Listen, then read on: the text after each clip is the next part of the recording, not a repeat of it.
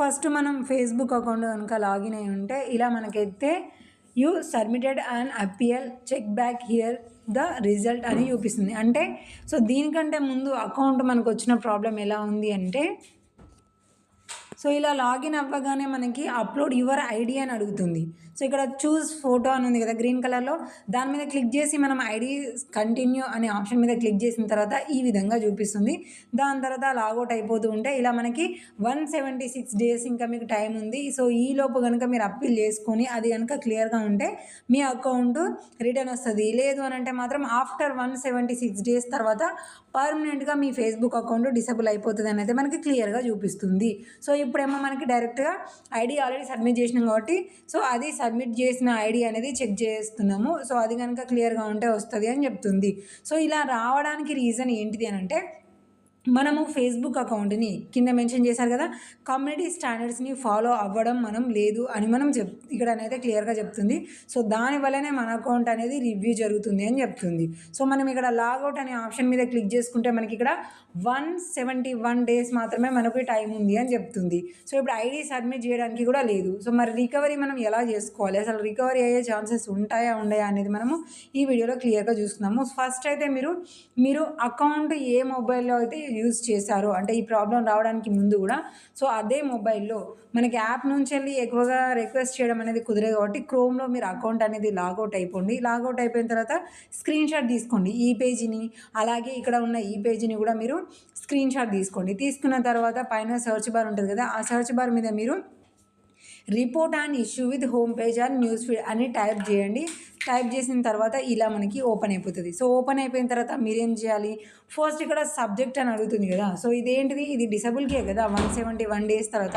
కాబట్టి ఇక్కడ మనం ఏం చేయాలంటే మై అకౌంట్ వాజ్ డిసేబుల్డ్ అని సబ్జెక్ట్ అనే దగ్గర రాయాలి. సో దాని తర్వాత ఇక్కడ మనకి డిస్క్రిప్షన్ ఆఫ్ ద ఇష్యూ అనే దగ్గర మనం ఏం మెన్షన్ చేయాలి అంటే, ఫేస్బుక్ సపోర్ట్ టీమ్కి రిక్వెస్ట్ చేసేది ఏమనగా, మేము మా ఫేస్బుక్ అకౌంట్లో కమ్యూనిటీ స్టాండర్డ్స్ని చాలా స్ట్రిక్ట్గా ఫాలో అవుతున్నాము. బై మిస్టేక్లో మా అకౌంట్ ఈ విధంగా డిసేబుల్ అనేది వచ్చేసింది. దయచేసి మీరు మా అకౌంట్ని తిరిగి ఇవ్వండి. ఇక మీదట మేము ఎప్పుడు కూడా ఎలాంటి మిస్టేక్లు కూడా చేయకుండా అకౌంట్ని మేము మంచిగా యూజ్ చేసుకుంటాము అనేది మెన్షన్ చేసి మీ అకౌంట్లో ఉన్న నేము, నెంబర్స్, ఈమెయిల్స్ అనేది కూడా ప్రొవైడ్ చేయండి. చేసి ఇక్కడ ఈ మ్యాటర్ అంతా కూడా కాపీ చేసుకొని ఉంచుకోండి. కాపీ చేసిన తర్వాత ఇక్కడ మనకి కాంటాక్ట్ ఈమెయిల్ అడ్రస్ అని అడుగుతుంది. సో ఈమెయిల్ అడ్రస్ అనేది మన అకౌంట్కి లింక్ అయిన ఈమెయిల్ ఉంటుంది కదా, సో ఆ ఈమెయిల్ అనేది ఇక్కడ మనము ఎంటర్ చేసుకోవాలి.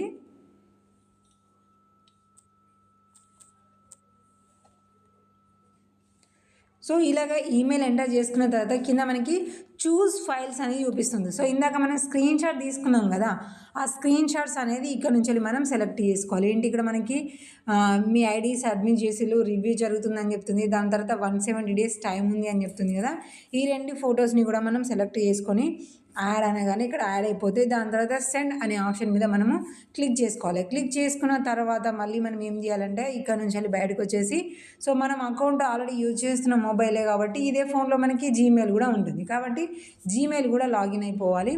సో లాగిన్ అయిపోయి ఇక్కడ నుంచి కూడా మనం మెయిల్స్ అనేది పంపించాలి.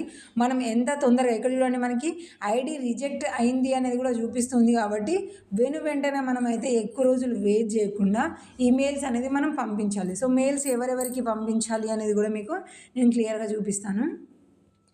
సో ఇక్కడ మీకు 3 జీమెయిల్స్ మెయిల్స్ కనిపిస్తున్నాయి కదండి, ఇవన్నీ కూడా ఫేస్బుక్ సపోర్ట్ టీమ్ వాళ్ళే. సో ఈ 3 మెయిల్స్కి కూడా మీరు మెయిల్ అనేది పంపించాలి. ఎలాగ ఇక్కడ 3 ఒకటేసారి రాయకుండా సింగిల్ మెయిల్స్ రాయాలి. సో సబ్జెక్ట్ అనే దగ్గర మై అకౌంట్ వాజ్ డిసేబుల్ అని సబ్జెక్ట్ దగ్గర రాయాలి. కంపోజ్ ఈమెయిల్ అనే దగ్గర ఇందాక మీకు ప్రాబ్లమ్ని ఈ విధంగా ఇంగ్లీష్లోకి మెన్షన్ చేసి మీ నేమ్, నెంబర్ ఇవ్వాలి, అదంతా కూడా కాపీ చేసుకోండి అని చెప్పాను కదా ఇందాక బ్రౌజర్లో మనం చేసేటప్పుడు. ఆ కాపీ చేసుకున్న మ్యాటర్ని ఇక్కడ పేస్ట్ చేయాలి. దాని తర్వాత ఈ సింబల్ మీద క్లిక్ చేసి సేమ్ ఇందాక ఫొటోస్ తీసుకున్నాం కదా, ఆ ఫొటోస్ని కూడా మనం ఇక్కడ అటాచ్ చేయాలి. అటాచ్ చేసిన తర్వాత ఈ 3 మెయిల్స్ అనేది మనం సబ్మిట్ చేయాలి. 3 మెయిల్స్ అనేది మనం సబ్మిట్ చేసిన తర్వాత మళ్ళీ మన అకౌంట్ అనేది రివ్యూ జరుగుతుంది.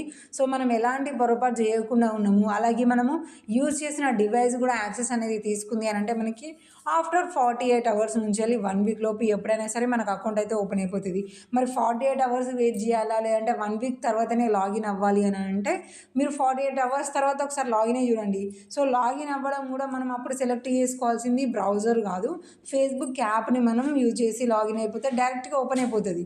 సో 99% వరకు అయితే ఇప్పుడు డైరెక్ట్గానే ఓపెన్ అయిపోతుంది. సో ఇంత ముందుకైతే మాత్రము ఆ మెయిల్కి ఒక లింక్ వచ్చి ఆ లింక్ దగ్గర మళ్ళీ మన పర్సనల్గా ఇప్పుడు ప్రజెంట్ ఉన్న మన ఫోటోని దింపేసి మళ్ళీ అది కూడా రివ్యూ జరిగిన తర్వాత మనకు వచ్చాయి. కానీ ఇప్పుడు అంత ల్యాగ్ అనేది లెంత్ అనేది లేకుండా డైరెక్ట్గా మనం ఐడి పాస్వర్డ్ ఎంటర్ చేసి లాగిన్ అనగానే ఫేస్బుక్ అకౌంట్ అనేది ఓపెన్ అయిపోతుంది. సో 1 టైంకి మీకు రాలేదంటే సెకండ్ టైంకి కూడా ఇంకా ఇదే ప్రాసెస్ చేయండి.